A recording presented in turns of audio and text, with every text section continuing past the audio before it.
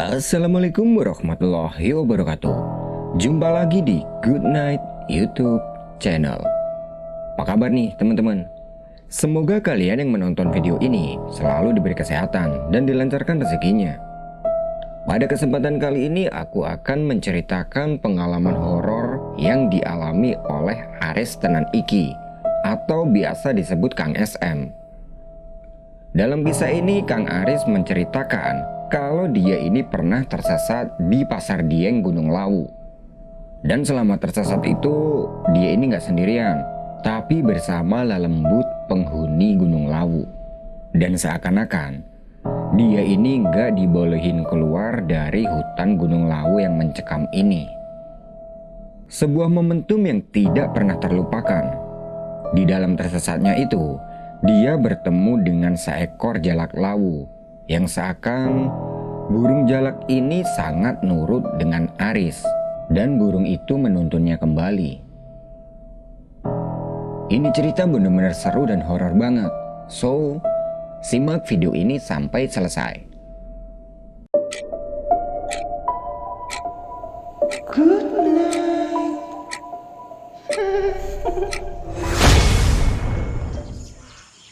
Burung bangau sudah beranjak terbang ke arah utara sebagai tanda hari mulai berganti. Senja menjelang keberangkatan dari Jogja menuju base camp Gunung Lawu via Candi Ceto. Beberapa teman yang lain udah berada di titik kumpul yang sebelumnya udah mereka sepakati. Nah, tempat titik kumpulnya ini ada di salah satu temannya Aris. Sebut aja dia adalah Panca. Si Panca ini juga pernah mengalami kejadian mistis pas nganterin Aris mendaki ke Gunung Raung. Dan kejadian itu sampai membuat Aris ini kembali ke puncak sejati Gunung Raung. Dari rumah dia berangkat dengan dua orang temannya. Sebut aja dia adalah Supri atau biasa dipanggil Upil. Dan yang satunya lagi adalah Trianto atau biasa disebut Kontong atau Pak D. Nah, si Upil ini juga pernah nemenin Aris ketika tersesat di Gunung Merbabu. Berbagai hal mereka lalui saat tersesat itu. Mereka bertiga berangkat bareng karena memang mereka bertiga ini tinggalnya di satu kampung. Dua temannya Aris ini kalau mendaki itu mesti bareng-bareng, terutama ke Gunung Merbabu. Karena Gunung Merbabu ini adalah gunung favorit bagi mereka bertiga. Perlengkapan pendakian sudah di-packing serapi mungkin dan dimasukkan ke dalam tas yang lumayan gede. Singkat cerita, mereka sudah sampai di titik kumpul. Sesampai di sana, ternyata ada satu orang lagi. Sebut aja dia adalah Hanafi. Sesampai di titik kumpul itu, mereka ngopi-ngopi dulu. Karena mereka ini udah dibuatin kopi sama ibunya Panca.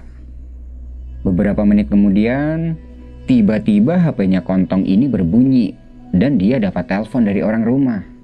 Ternyata dia ini dapat kabar dari rumah kalau neneknya Kontong ini meninggal. Mendengar kabar itu mereka semua panik antara jadi berangkat atau sebaliknya. Di situ sebenarnya si Aris ini udah berniat ngebatalin pendakian aja. Tapi si Kontong ini tetap ngeyel dan minta mereka buat berangkat aja. Oke lah, setelah cukup lama berunding, akhirnya mereka tetap berangkat. Cuman si Kontong doang yang gak ikut, karena dia harus pulang, ada urusan keluarga tadi. Mereka berempat kemudian berangkat menuju ke base camp Gunung Lawu via Candi Ceto. Baru jalan sampai di Bandara Adi Sucipto, tiba-tiba si Panca ini berhenti. Kenapa berhenti? Nunggu kancaku, katanya mau ikut. Gak apa-apa kan? Walah, yaudah beres. Gak butuh waktu lama, temannya si Panca ini nongol. Nah, tuh dia orangnya. Orangnya itu mempunyai ciri khas banget. Celananya sobek-sobek dengan setelan atas flanel. Rambutnya panjang sebau gitu dan motornya Vespa. Wih, udah anak gunung banget sih ini. Satu persatu dari mereka pada disalami dan dia memperkenalkan diri. Sebut aja dia adalah Patih. Nah, semakin seru nih perjalanan mereka karena ketambahan 1 orang lagi. 5 orang ini nantinya yang akan mendaki ke Gunung Lawu. Setelah dirasa semuanya udah siap, mereka langsung gas mengendari motor. Waktu menunjukkan jam 9 malam. Sesampai di jembatan Sungai Bengawan Solo, tiba-tiba hujan lebat dan itu membuat mereka berhenti sejenak sambil menunggu hujannya reda. Di situ mereka ngobrol ngalor ngidul sambil menghisap rokok masing-masing buat nemenin di sela-sela obrolan. Pas lagi berhenti itu, tiba-tiba si Patih ini ngeluarin botol air minum dan sama dia langsung diteguk aja nih. Glek, glek, glek. Dan kelihatannya itu segar banget. Karena malas bongkar tas carrier-nya, si Aris ini minta minuman yang dipegang Patih dan sama dia langsung diteguk aja nih. Pas diteguk, apa ini? Kok panas banget? Itu ciu, jawab Patih sambil ketawa. Aris kaget dong, tapi ya cocok juga nih dingin-dingin minum ciu.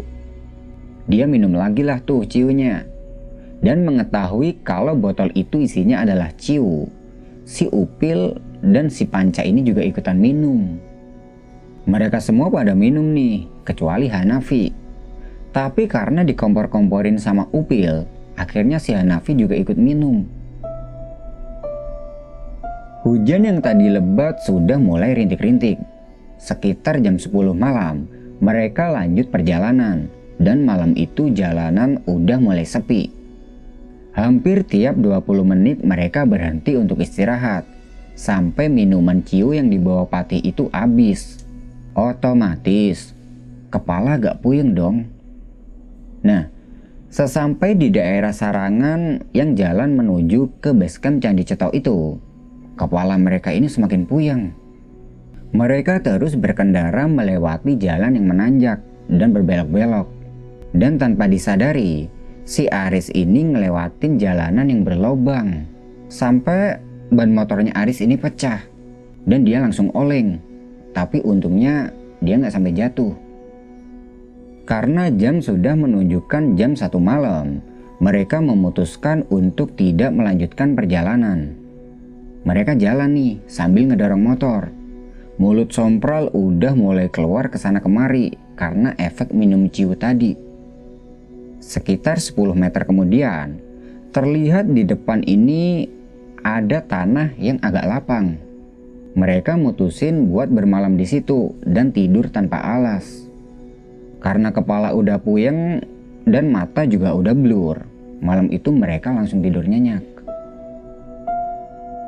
Malam itu sunyi banget, tanpa ada bising kendaraan. Hanya terdengar suara hewan malam. Suara azan membuat mereka bangun, tapi karena kepala masih pusing, mereka ngelanjutin tidurnya lagi. Jam 6 pagi, satu persatu dari mereka ini pada bangun. Dan bangun-bangun, mereka semua ini kaget. Karena ternyata mereka ini tidurnya di sebelah makam. Mereka semua langsung merinding dan saling liatin. Tanpa berpikir panjang, mereka langsung lanjut jalan sambil ngedorong motornya. Hingga akhirnya mereka menemukan tukang tambal ban. Sambil nungguin ban motor yang masih diperbaiki, mereka sarapan di warung. Singkat cerita, mereka melanjutkan perjalanan menuju ke basecamp Gunung Lawu via Candi Cetok. Sesampainya di sana, mereka beres-beres, kemudian lanjut ke pos pendaftaran. Sampai di pos pendaftaran, mereka mengisi daftar, kemudian istirahat sambil nunggu selesai urusan simaksi. Setelah itu mereka packing ulang, sekaligus mencari info di basecamp. Setelah cukup lama berbincang-bincang, tidak terasa waktu sudah menunjukkan jam 12 siang. Mereka semua pada bersiap-siap nih dan tidak lupa berdoa. Berharap semoga perjalanan ini diberi keselamatan sampai turun lagi. Setelah selesai berdoa, mereka bergerak menapaki jalur setapak. Di awal-awal perjalanan dari basecamp menuju ke pos 1, mereka melewati kawasan Candi Ketek. Jalanan di beberapa tempat berupa beton dan makadam hingga sampai ke Candi Ketek. Perjalanan dari base camp hingga ke pos 1 ini memakan waktu sekitar 1 jam kalau ditempuh dengan perjalanan santai. Jalur juga masih cukup landai sebagai pemanasan untuk jalur dari pos 3 menuju ke pos 4 yang katanya cukup menanjak.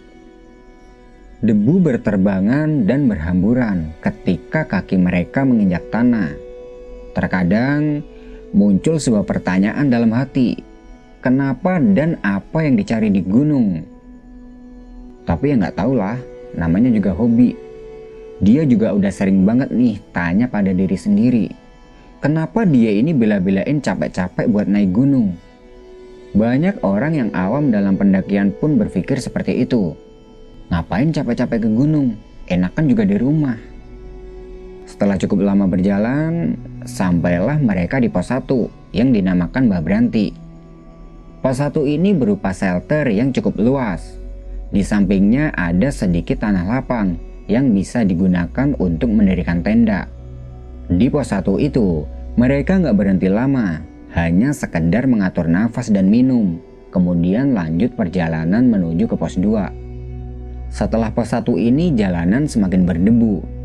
Tanah pasir pada masuk ke dalam sepatu setiap kali mereka melangkah. Padahal jalan mereka ini udah dibikin pelan-pelan loh, tapi tetap aja berdebu. Batin Aris, "Woi, jalannya kasih jarak ya, soalnya debu banget nih," teriak si Upil yang berjalan di depan. Selain debu, siang itu juga panas banget. Karena sampai di pertengahan pos 2 nanti, jalur baru mulai masuk ke hutan. Jalur setapak masih terus menanjak, dan hampir nggak ada bonusnya sama sekali. Debu sisa langkah kaki dari Upil pun terus berhamburan. Jalannya jauhan aja ya, yang penting saling komunikasi dengan suara," pinta si Aris. Upil yang berada di depan dia langsung jalan duluan. Nunggu agak jauhan, kemudian gantian menyusul.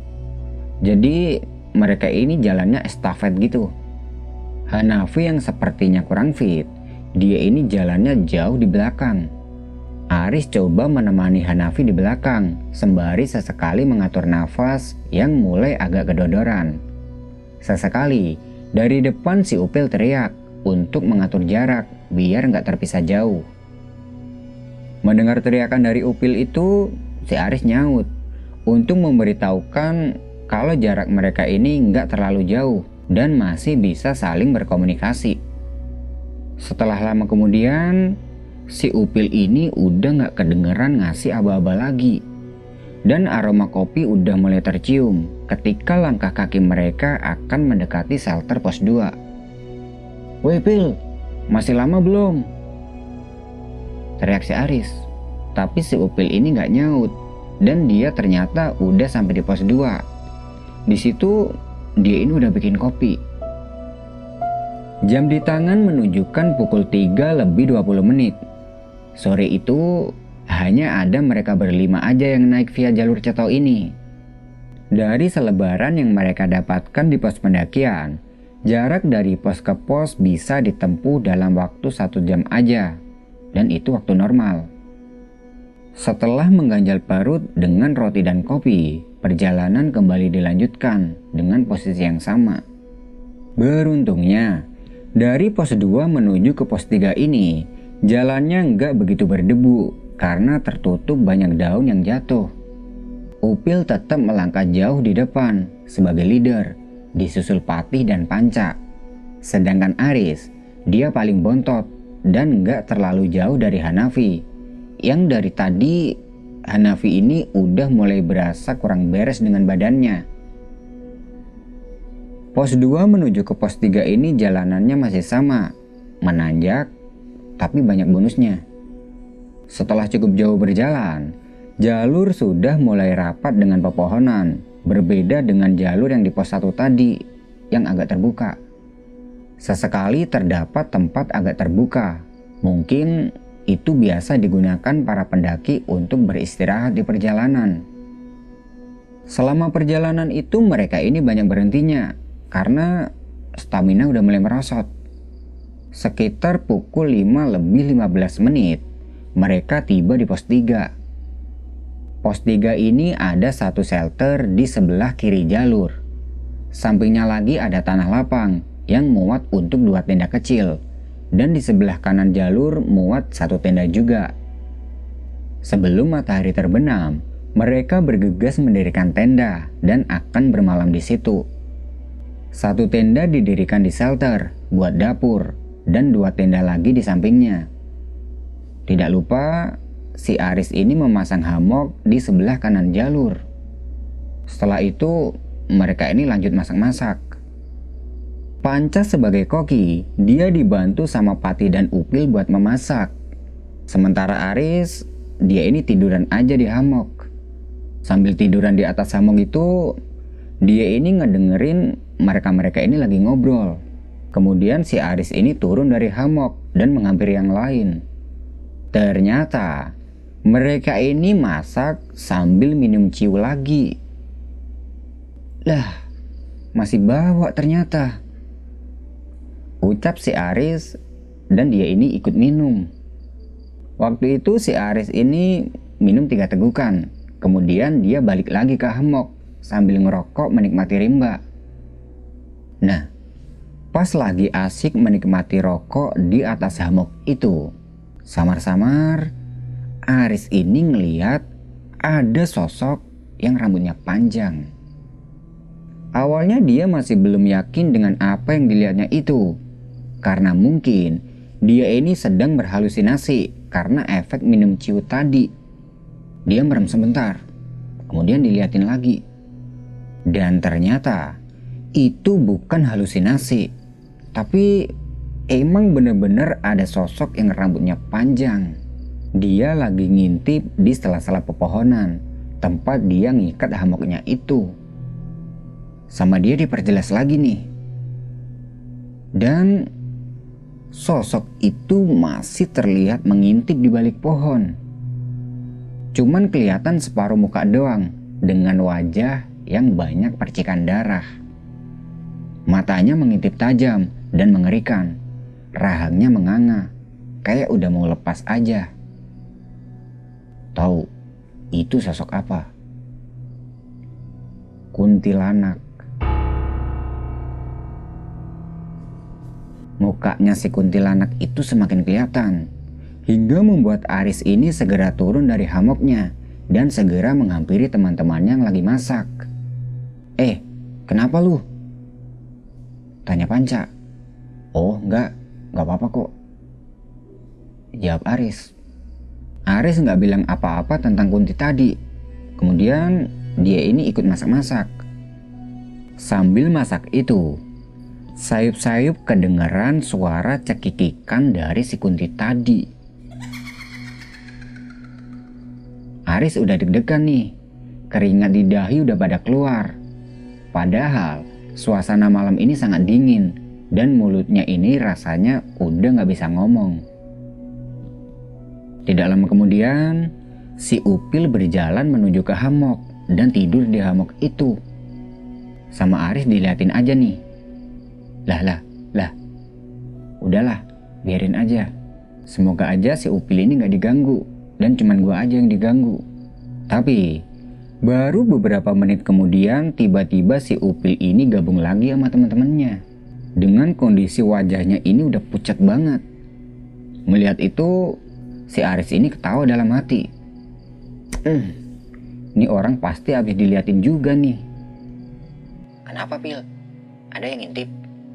Lah, kok tahu? Sama, aku tadi juga gitu. Setelah kejadian itu, mereka berdua udah nggak ada yang berani nempatin hammock itu. Dan malam itu suasana cukup mencekam sejak kejadian tadi. Tidak lama kemudian, makanan udah siap dimakan. Setelah makan, mereka lanjut ngobrol-ngobrol sambil minum ciu. Ya biar suasana malam ini nggak kerasa mencekam lagi.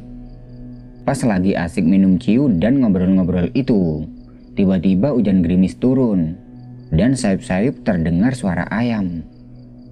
Lah, Masa ayam bisa sampai di sini? Batin Aris. Tapi si Aris ini nggak begitu mikirin. Ya mungkin aja itu adalah halusinasi karena efek dari minuman itu.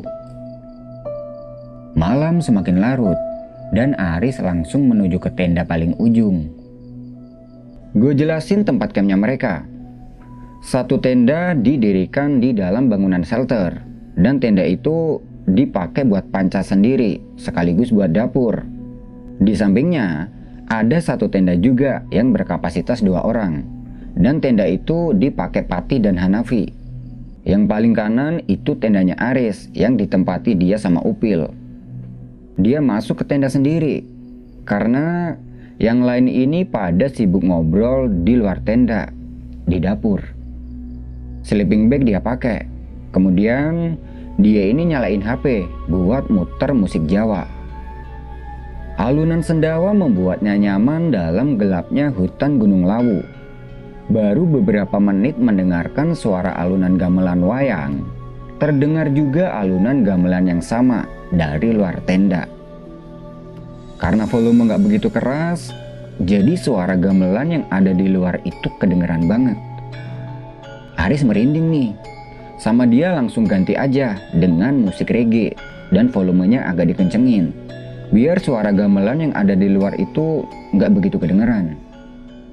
Nah, dalam keadaan setengah tidur, tiba-tiba terdengar ada suara orang yang membuka pintu tenda.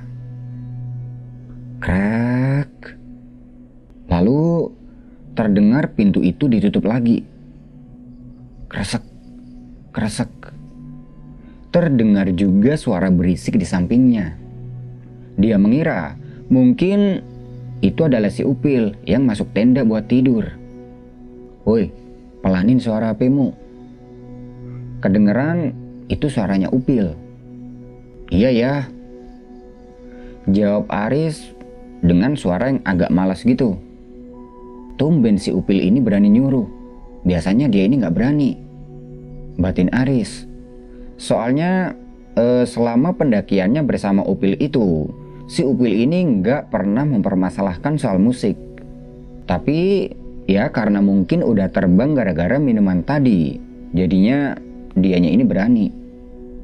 Sama Aris dikecilin lah tuh volumenya. Dan ketika hampir pulas, tiba-tiba pateni wae, ganggu. Matiin aja, ganggu.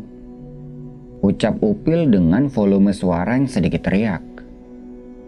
Tanpa menjawab, Aris langsung matiin HP-nya aja sekalian. Malam itu nggak ada yang berarti dalam keadaan nyata. Hanya mimpi buruk yang agak mengerikan. Saat itu dia ini mimpi bertemu sosok kuntilanak yang mengintip tadi. Jadi dia ini tiba-tiba ada di sebuah pohon, berdiri tegak dengan seutas tali yang mengikat badan dan tangannya. Dia nggak bisa ngomong, cuman tercengang aja. Kemudian sosok kuntilanak itu mencengkeram lehernya Aris. Nafas udah seakan nggak bisa keluar. Matanya sosok itu terus melotot, seakan-akan dia ini marah banget sama si Aris. Dia langsung terbangun, dan ternyata saat itu udah pagi. Pelan-pelan dia ini duduk, dengan keadaan nafasnya ini masih ngos-ngosan. Di dahinya ini kerasa udah basah oleh keringat. Sama dia diusap dong, dan dia ngusapnya itu sampai ke leher gini. Tapi kok pas sampai di leher ini rasanya perih banget. Sama dia dilihatin nih tangannya. Dan di telapak tangannya Aris ini tiba-tiba ada darah. Dia mikir, duh, ini mimpi apa nyata sih? Tapi emang kejadian yang tadi itu kerasa nyata banget. Ini maksudnya apa? Kalau memang tadi itu mimpi, kenapa di lehernya ini ada bekas cengkeraman yang keluar darah? Tapi ya udahlah, dia nggak begitu mikirin. Di sampingnya Aris ini udah nggak ada orang. Mungkin si Upil ini udah bangun dan dia udah masak pagi itu. Dia langsung bangun dan mengambil kotak P3K buat ngobatin lehernya. Setelah itu, dia ini langsung keluar dengan keadaan yang masih sedikit oling gitu karena efek minuman semalam. Di luar tenda itu dia langsung gabung sama teman-temannya di dapur. Dan pagi itu terlihat ada Hanafi, Panca, dan si Patih. Mereka ini lagi jongkok melingkar. Udah kayak main kartu aja nih bocah, batin Aris. Dia ngeliat ke tendanya Panca, dan di situ dia ini ngeliat Upil yang masih tidur nyenyak. Lah, itu si Upil udah pindah tidur aja, ucap Aris. Udah semalam dia tidur di situ, tidurnya sama aku kok. Lah, aneh kan? Kata si Panca, semalam Upil ini tidur sama dia. Lah terus, siapa yang tidur sama Aris semalam? Dan siapa yang nyuruh dia matiin musik dan segala macem? Pagi itu si Aris ini kembali tercengang. Bulu kuduknya berdiri setelah mengetahui semua itu. Hari semakin siang dan makanan udah siap dimakan. Kejadian malam itu perlahan dia lupain. Upil dibangunin nih untuk gabung makan bareng. Tapi dianya agak susah karena saking nyamannya dia tidur. Hanafi, Panca, dan Patih udah makan duluan. Sedangkan si Aris ini masih nungguin Upil. Sisain buat aku dan Upil aja lah.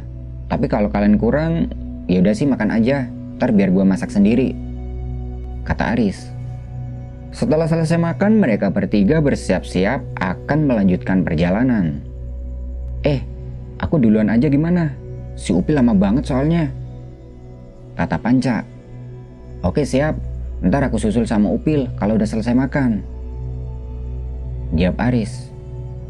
Nggak butuh waktu lama, mereka langsung bergegas dan waktu itu sudah menunjukkan pukul 7 pagi.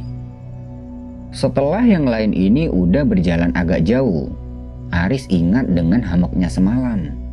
Dia tengok lagi ke hamok itu. Dan kuntilanak itu masih ada dan masih ngintip di balik pohon. Ini mimpi apa nyata sih? Batinnya.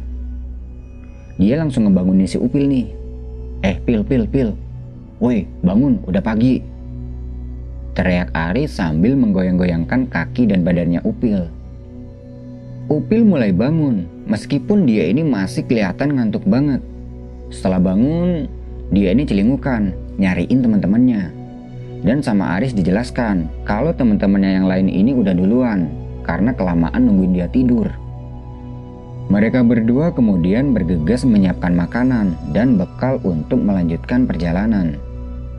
Setelah selesai makan dan peralatan udah terpacking di dalam ransel, mereka lanjut jalan buat nyusulin teman-temannya tadi. Tanjakan pertama mereka lewati sambil pegangan pohon di samping jalur.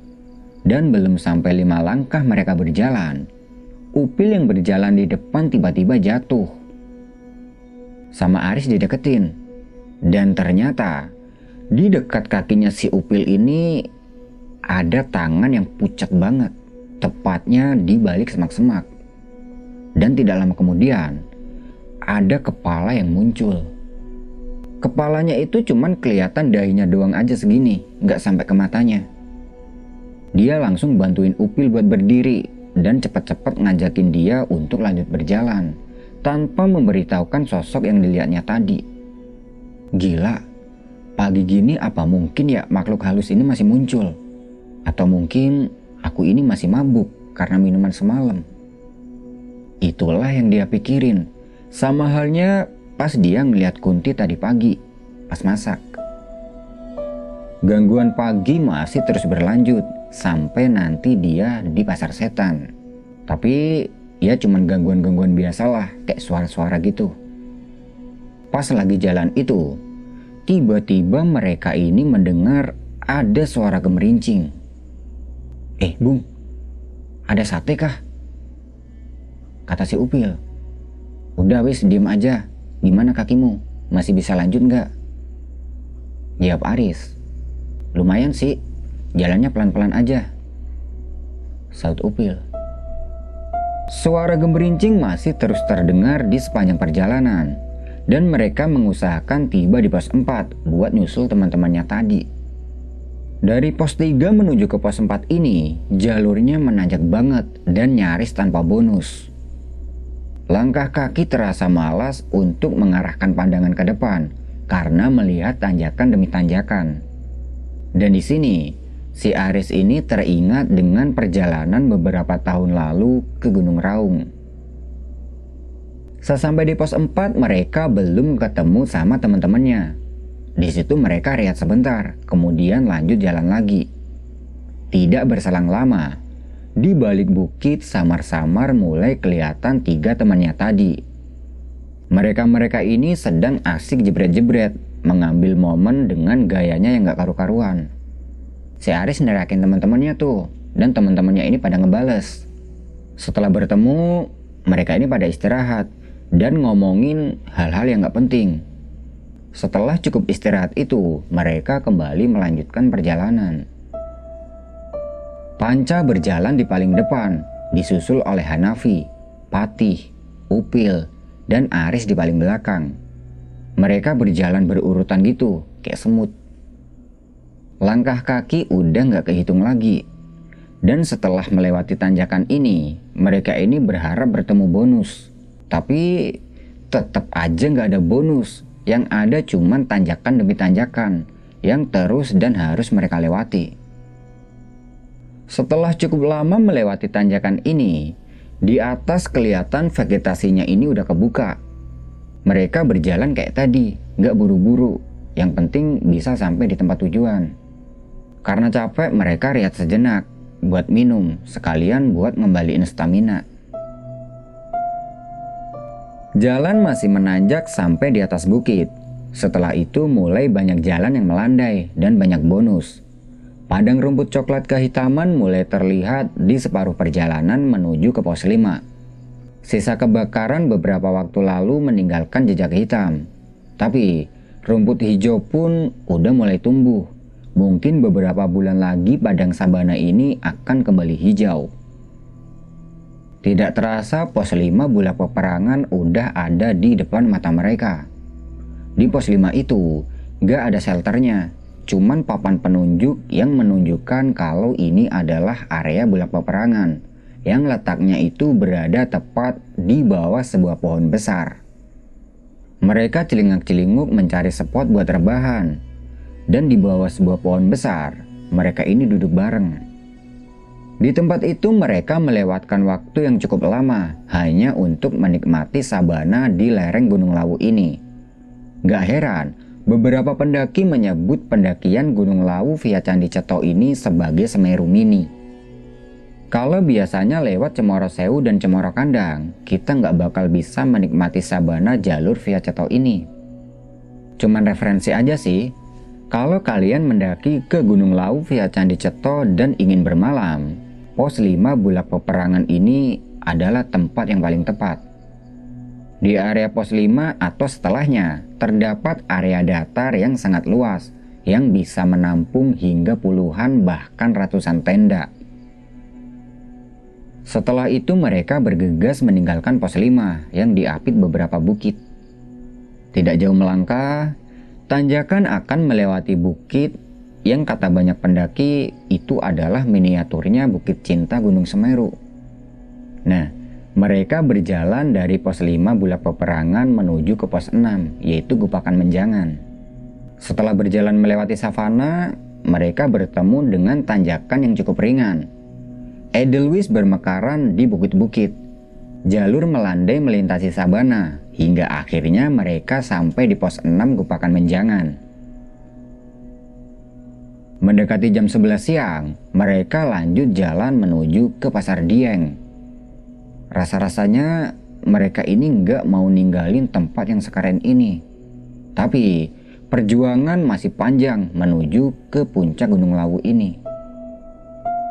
Perjalanan dari Gupakan Menjangan menuju ke Pasar Dieng ini masih melewati padang savana.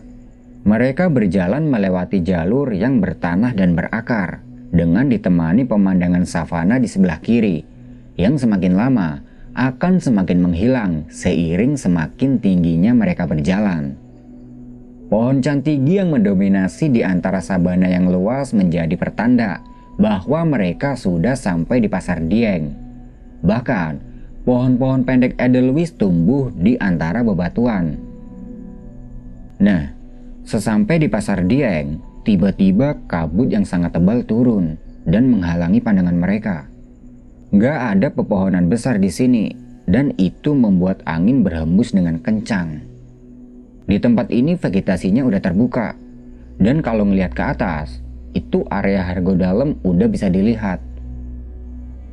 Mereka terus berjalan melewati area Pasar Dieng ini, dan di sebelah kanan mereka berjalan, itu kayak ada sebuah kubangan air gitu.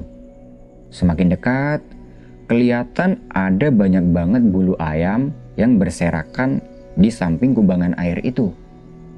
Aneh-aneh wae, masa di gunung mau bikin ayam bakar? Ucap si Panca. Itu ritual cari ilmu, Bung. Udah wis, lanjut jalan aja, kata si Aris. Pasar Dieng ini merupakan gerbang masuknya makhluk-makhluk gaib yang menghuni gunung ini.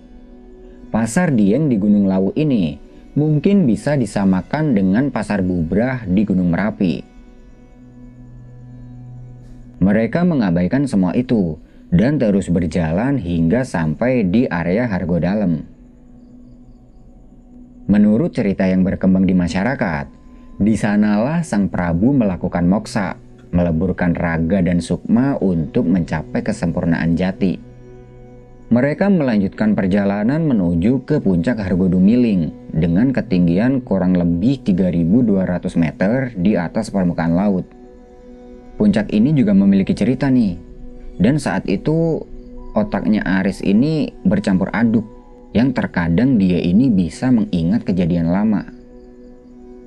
Setelah Prabu Brawijaya V moksa, disinilah kedua orang spiritualis pemomong raja-raja besar Nusantara ikut menyusul Sang Prabu, mengeja alus ing papan Semar menjadi Kilura Semar Badranaya, sambil berjanji kelak setelah 500 tahun lebih sedikit akan kembali ke tanah Jawa untuk mendampingi momongannya yang bertugas njecekake Soko Grubongso. Sebagaimana pralampita yang termaktub dalam serat Jongko Joyoboyo, bahwa kembalinya Ki Sabdo Palon dan Nayo Genggong akan ditandai meletusnya Gunung Merapi hingga terbelah menjadi dua di tengah kawahnya, dan Surabaya akan tersambung dengan Madura. Setelah dari puncak Hargo Dumiling, mereka lanjut menuju ke puncak Hargo Dumilah yang memiliki ketinggian kurang lebih 3.265 meter di atas permukaan laut, dan itu merupakan puncak tertinggi Gunung Lawu, di mana pada saat musim kemarau, di tempat ini suhunya bisa mencapai 5 derajat Celcius.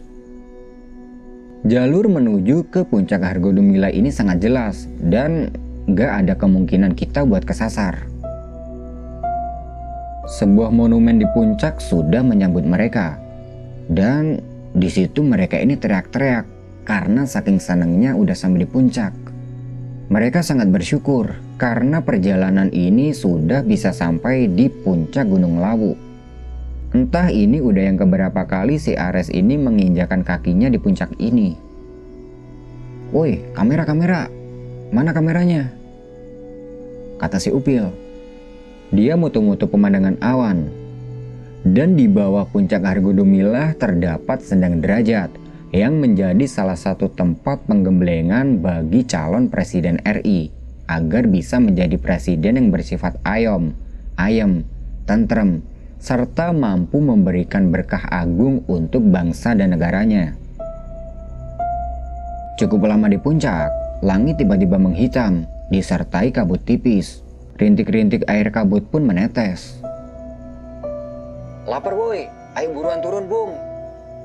"Sama nih, mampir di warung Boem yuk." "Ya ayo, udah mau hujan juga nih." Mereka langsung kembali turun dan menuju ke warungnya Boem, yang di situ ada seekor monyet peliharaannya. Di warung itu, mereka langsung pesan makan dan minum. Dan dalam hitungan menit, itu makanan udah habis mereka santap. Setelah makan, mereka asik ngobrol hingga waktu sudah menunjukkan jam 3 sore. Karena malas bertemu dengan malam di jalur, mereka segera membayar dan lanjut turun. Nah, baru aja melangkah keluar dari warung, tiba-tiba hujan turun cukup deras dan membuat mereka kembali masuk ke dalam warung. Gimana nih? Pakai mental aja ya? Ning kini se, nunggu agak terang. Lanjut wae em. Em, sampean lanjut wae ngancani Pati. Nanti aku nyusul bertiga. Yaudah, beres wis. Jawab Aris sambil memakai mantelnya. Aris dan Pati beranjak keluar dan menerabas hujan yang cukup lebat ini. Saking semangatnya karena efek perut kenyang membuat langkah kaki mereka berdua ini jalannya cukup cepat hingga sampai di persimpangan Pasar Dieng. Kanan apa kiri em? Tanya si Pati. Kiri, jawab si Aris. Sebenarnya di persimpangan itu masih harus lurus sedikit baru setelah itu ke kiri. Tapi tanpa disadari si Patih ini langsung aja ambil kiri. Nah, disinilah kejadian demi kejadian dialami oleh mereka berdua. Jadi mereka berdua ini tersesat. Dan selama tersesat itu banyak banget kejadian horor yang mereka berdua alami. Seakan-akan mereka berdua ini gak dibolehin keluar dari hutan Gunung Lawu ini. Sekitar 20 menit berjalan di jalur kiri, si Patih ini tiba-tiba berhenti. Bener gak em ini jalannya? Masa di depan ada musola? Kayaknya tadi pas kita naik gak ada deh, ucap si Patih. Aris langsung lihat ke depan. Dan memang di depan ini dia lihat ada musola. Dia bergerak ke depan, diikuti oleh Patih di belakangnya untuk memastikan musola tersebut. Nah, tepat di depan pintu musola, dia ini ngelihat ada sosok berbaju putih yang sedang duduk bersila. Kalau dari perawakannya sih, kelihatan dia ini sedang melakukan ritual. Melihat itu, dia langsung mengendap mundur pelan-pelan, diikuti oleh Patih. Lalu, sosok itu memutar kepalanya 180 derajat. Tatapannya itu ngeri banget dan membuat dada ini bergetar hebat. Sosoknya itu, matanya melotot, seolah marah melihat mereka berdua. Tanpa reaksi takut, Aris cuma menunduk dan balik badan. Pas udah balik badan, ternyata si Patih ini udah lari. Aris langsung kejar Patih, kemudian dia pegang biar tenang. Bung, tenang ya, gue juga takut. Tapi kita harus bisa kontrol. Aku udah sadar kalau kita ini salah jalur. Dia bilang gitu ke Patih. Si Patih cuman ngangguk aja. Sepurone yo, iso sampai salah jalur kayak gini. Saiki aku manut kowe em. Halah, santai ae bung, jawab si Aris. Kali ini Aris di depan untuk kembali ke Pasar Dieng. Tapi udah 1 jam mereka lalui, mereka nggak juga sampai kembali di Pasar Dieng. Sambil terus jalan, dia melihat ada sebuah batu besar. Leren sik bung, rokokan dulu, ucap Aris ke Patih. Si Patih cuma ngangguk aja lagi dan sepertinya dia ini udah amat ketakutan. Woi, santai-santai, ucap Aris ke Patih. Tepat di bawah batu besar, mereka ini istirahat. Aris ngasih rokoknya ke Patih buat ngilangin rasa panik. Pas lagi asik ngerokok, tiba-tiba bajingan. Mulut sompralnya Aris ini keluar. Sama Patih ditanya nih, kenapa em? Semut bung, kaget dicokot bokongku ini. Dia jawab gitu sambil bohong. Dia nggak bilang jujur ke Patih. Dan sebenarnya dia ini kaget karena tepat di depan matanya itu ada kepala yang jatuh. Kedua matanya melotot dan hidungnya ini penuh ingus. Mulutnya keluar lendir, bercampur darah. Matahari semakin surup. Suara azan samar-samar terdengar dan mereka masih dalam keadaan tersesat. Dilihat jam tangan, sudah menunjukkan jam 6 kurang 15 menit. Selepas maghrib, tanpa basa-basi si Aris ini ngajakin Patih kembali berjalan dan berharap gak ada gangguan kepala busuk yang menjijikan tadi. Keanehan-keanehan masih terus mengiringi, hingga hal-hal di luar nalar pun masih menyertai perjalanan mereka. Mulai dari suara rintihan kuda hingga tangisan bayi. Bersamaan dengan itu, mereka terus menapaki tebing yang sangat tinggi. Dan kalau saja konsentrasi hilang sedikit, akibatnya akan fatal. Bisa-bisa mereka ini tergelincir ke dalam lembah yang cukup curam. Si Patih udah sangat kelelahan dan Aris ngajakin dia buat istirahat, meskipun tanpa dia minta. Pas istirahat itu, terlihat si Patih ini kayak kebingungan gitu. Tangannya bergerak gak karuan, merogoi semua saku jaket dan celananya. Tuh, kenapa ini bocah? Apa mungkin gejala kerasukan ya? Batin Aris. Hei Bung, kenapa? Anu iki lo em. Ona anu. Sampean tuh kenapa? Anu em, dompetku kok nggak ono yo? Walah, tak kira kesurupan Bung. Serius ini em, dompetku beneran nggak ada. Apa mungkin diambil tuyul ya em? Gak mungkin lah ada tuyul di sini. Hah, sok tahu kamu em. Jelas di tempat kayak gini semua makhluk pasti ada. Coba kasih tahu kenapa tuyul gak mungkin ada di sini. Lak ngeyel caiki. Gini Bung, tak kasih tahu. Sampean tahu kan betapa dinginnya di sini? Kita yang pakai jaket super tebal aja masih kerasa dingin. Apalagi tuyul yang cuman pakai celana pendek kayak popok. Jelas kedinginan itu Bung. Mana mungkin tuyul berani naik gunung. Sialan. Tapi benar sih katamu em. Error juga nih bocah. Padahal tadi dia sendiri yang nitipin dompetnya ke Aris pas di warungnya Boyem. Akhirnya dia diberitahulah kalau dompetnya itu dia yang bawa. Setelah itu, raut wajahnya Patih ini kembali berubah dan ketawanya makin kencang, seperti nggak ada beban lagi. Mereka berdua ketawa-tawa nih karena kekonyolan si Patih itu. Ya lumayan lah buat ngilangin rasa mencekam malam ini. Gak lebih 20 menit istirahat, mereka putuskan untuk lanjut jalan lagi. Mereka berjalan melewati jalur yang bertanah dan berakar dengan ditemani pohon centigi di sebelah kiri. Hewan malam yang biasanya mengiringi pun gak berbunyi sama sekali. Seakan-akan kayak ada sesuatu yang menutupi gitu. Woi mas. Mereka berhenti untuk memastikan sayup-sayup suara itu. Woi mas. Woi mas. Woi. Beberapa kali teriakan perempuan itu semakin jelas. Beneran orang apa bukan em? Kata Patih. Tanpa menjawab, mereka bergerak sedikit sambil ke atas tebing yang jalannya itu mirip anak tangga dari batu hitam sebesar rumah. Aris mengarahkan sinar headlampnya ini untuk memastikan dan gak ada sesuatu di sekitar mereka. Yang ada itu cuma gelap malam dan kabut tebal. Oi, pendaki bukan?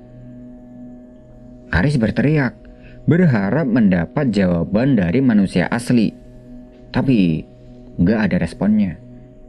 Sekali lagi dia teriak. Woi, orang bukan. Tolong ban.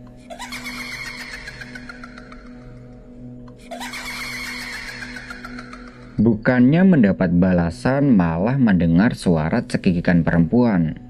Dan suaranya itu serem banget. Ini si Patih denger juga gak ya? Ucapnya dalam hati. Aris segera turun buat menghampiri si Patih untuk memastikan keadaannya. Dan baru aja sampai di tempat Patih, suara cekikikan itu kembali kedengeran. Patih noleh nih ke arah Aris. Dan sepertinya dia juga mendengarkan hal yang sama. Wis, gak bener iki. Jalan lagi, Bung. Aris mengajak Patih buat cepat-cepat menjauh dari area tersebut. Kerlip lampu terlihat tidak jauh dari tempat mereka berhenti. Kabut tebal dan air hujan mereda, berganti dengan angin kencang. Suara demit kuntilanak samar-samar mulai menghilang. Mereka terus berjalan menyusuri jalanan yang sangat licin. Entah berapa kali dia dan Patih ini terjatuh. Sinar headlamp yang hanya sebatas menerangi jalan setapak beberapa meter ke depan. Sesekali pandangan mereka ini diarahkan ke atas untuk melihat suasana. 1 jam lebih mereka udah berjalan dan tanpa istirahat. Stamina semakin menurun dan membuat mereka harus beristirahat. Nah, ketika sedang istirahat, terdengar ada suara.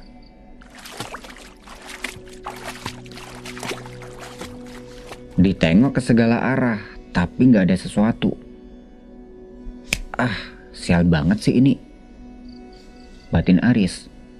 Lalu, si Patih ini berbisik. Dengar gak, Em?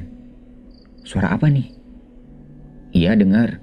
Itu cuma suara gesekan pohon yang kena angin, Bung. Jawab Aris memotong pertanyaan Patih. Dalam hati kirain dia doang yang dengar. Ternyata si Patih juga dengar. Dia minum air seteguk nih buat ngebasahin tenggorokan yang dari tadi udah mengering. Tanpa ngomong apapun, dia menarik tangannya Patih untuk bergerak kembali menyusuri jalan setapak. Baru 2 langkah berjalan, mereka udah kembali mendapat teror lagi.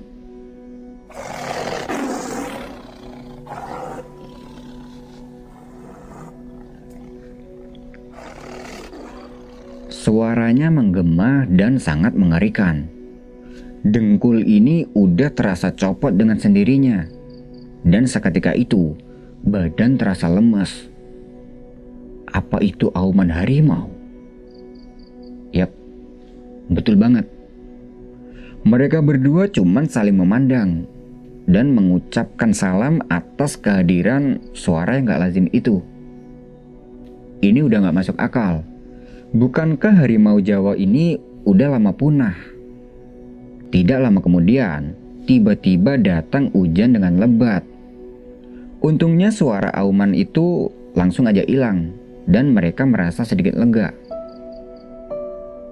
Alam dengan segala keindahan dan juga dengan kemisteriusannya bisa menjadi mesin pembunuh. Dan hal ini juga berlaku pada Gunung Lawu. Bulan separuh terlihat di antara ranting pepohonan. Angin berhembus dari berbagai arah. Dan tidak jauh dari mereka, kabut udah lebih terbuka. Mereka terus melangkah dengan pelan.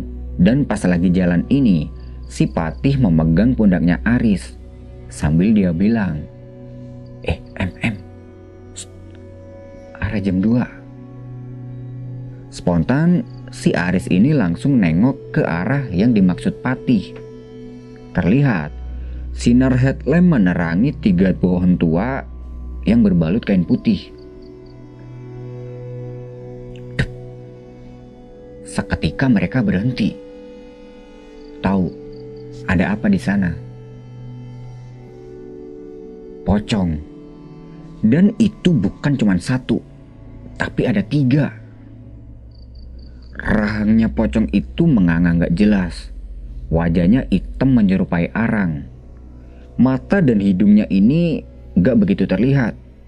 Dan itu pocong tiba-tiba muncul dari balik pepohonan. Dengan kepala yang agak sedikit miring itu, seakan-akan pocong-pocong itu sedang mengintai mereka. Bulu kuduk langsung berdiri. Aris langsung alihkan pandangan ke arah jalur dan dia bilang ke Patih, Bung, ikutin aku Bung. Fokus ke arah punggungku aja. Mereka kembali menyusuri jalur yang semakin gak jelas. Beberapa langkah kemudian, kembali lagi dia toleh ke kanan kiri, berharap bungkusan tadi udah hilang. Tapi syukurlah, dia udah gak ngeliat bungkusan itu lagi. Dia kembali ngeliat ke depan, dan bau busuk tercium sangat menyengat. Sampai-sampai itu nusuk banget di hidung. Bebarengan dengan itu, kedengeran juga suara anak ayam. "Wih, jangkrik!"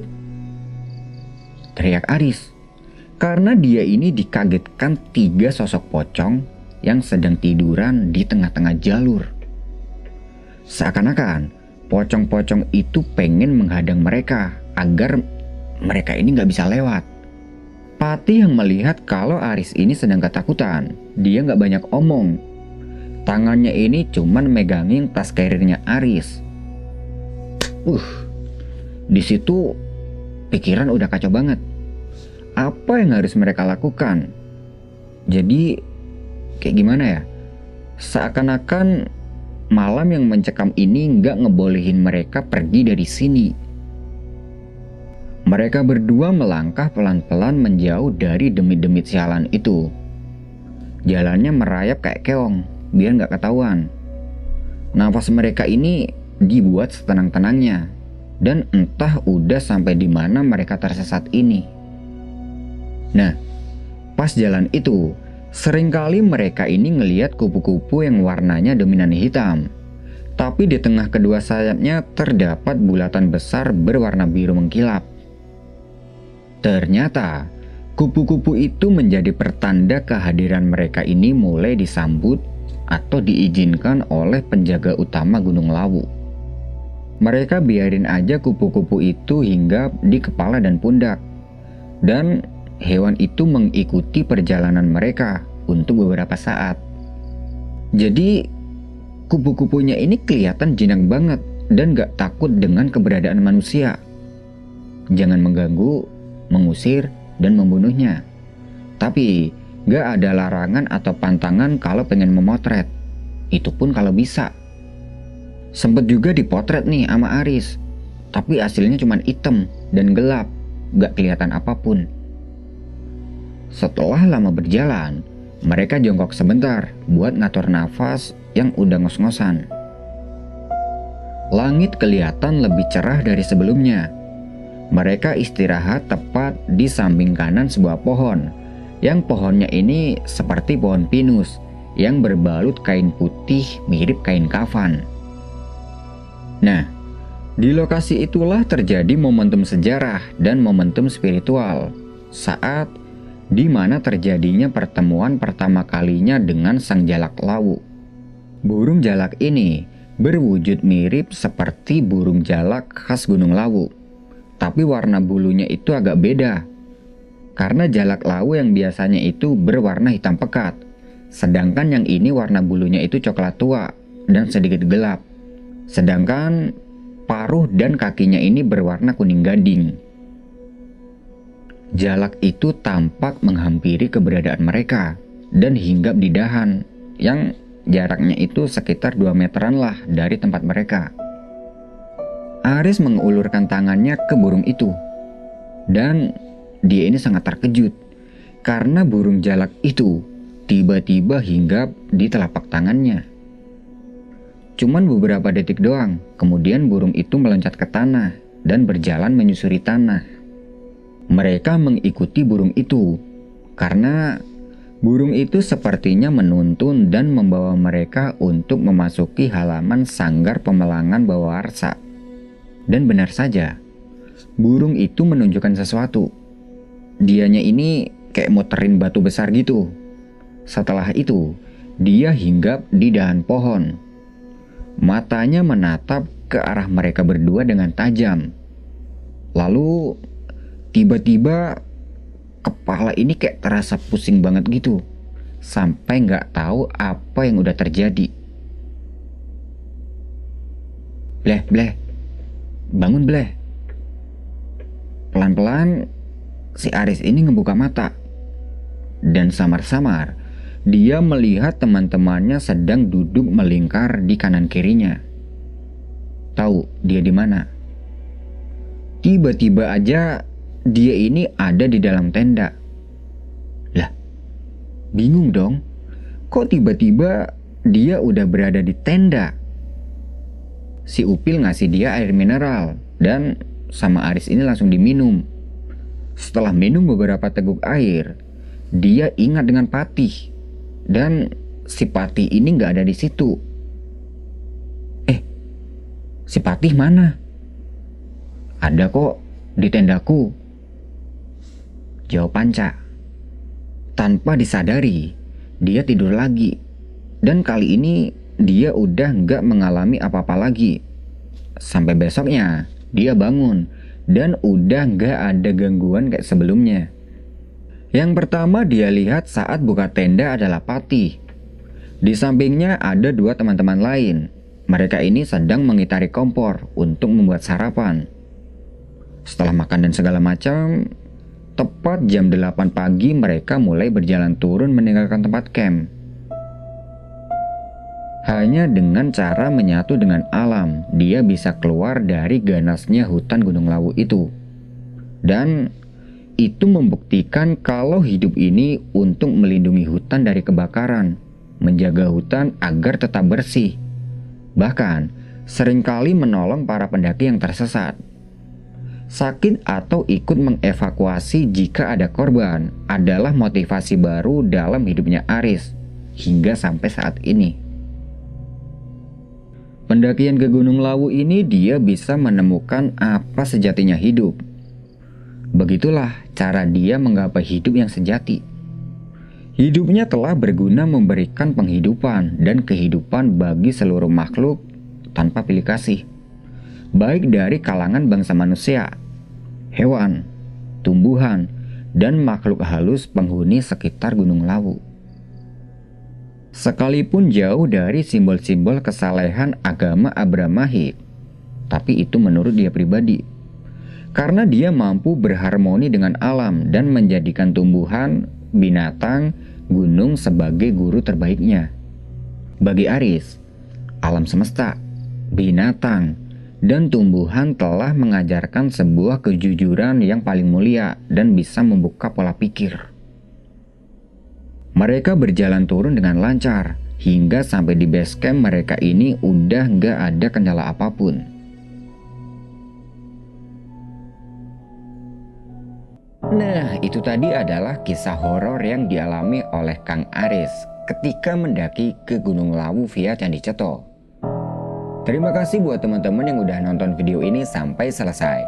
Aku pamit undur diri dulu ya. Good night and see you next time.